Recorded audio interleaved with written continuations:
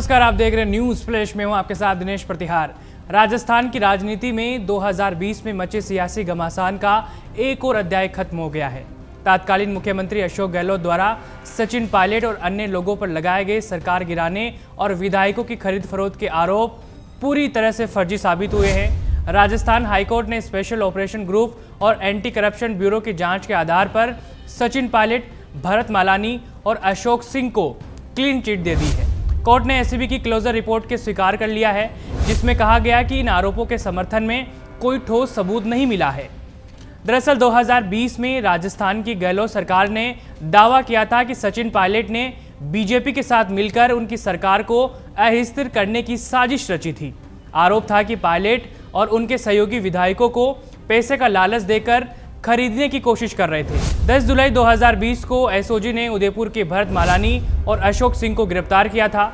उन पर सरकार गिराने की साजिश का मुकदमा दर्ज किया।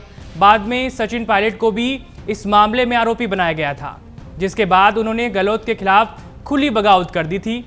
दूसरी ओर अशोक गहलोत के ओएसडी रहे Lokesh Sharma social media accounts पर पोस्ट करते हुए लिखा कि आए दिन मीडिया में आकर बाइट देने वाले और बेमतलब 4 लाइन की बात के लिए प्रेस कॉन्फ्रेंस के नाम पर 2 खबरों का प्रबंधन करने वाले गहलोत जी को आज सामने आकर खुद के गड़े और फैलाए गए इस झूठ के बारे में बात करनी चाहिए। इन्होंने आगे लिखते हुए कहा कि ये खबर इसकी झलक है कि क्या क्या खेल नहीं रचे गए, किस तरह की साजिश हुई, षड्यंत्र किए गए। और इसी के साथ ही इन्होंने अखबार की पुरानी कटिंग्स भी दिखाए, जिसमें बड़ी लाइनों में अशोक गहलोत के द्वारा कहे गए वक्तव्य शामिल थे, जिसमें लिखा गया था कि सरकार गिराने की साजिश रचने वाला गद्दार कैसे बनेगा मुख्यमंत्री। ये शब्द उस समय के सियासी घमासान के दौरान अशोक गहलोत द्वारा सचिन पायलट के लिए इस्तेमाल किए गए थे। लेकिन सचिन पायलट पर लगाए गए दाग और साफ हो गए हैं। हाईकोर्ट की क्लीन चिट के बाद सचिन पायलट की राह आसान हो गई है। दूसरी तरफ अशोक गहलोत की मुश्किलें बढ़ गई है। अशोक गहलोत द्वारा लगाए गए आरोप पूरी तरह से बेबुनियाद निकले हैं। अभी तक अशोक गहलोत की तरफ से इस मामले पर किसी प्रकार की प्रतिक्रिया सामने नहीं आई है। अशोक गहलोत मौन है। आगे देखना होगा कि गहलोत किस मामले पर क्या प्रतिक्रिया आती है।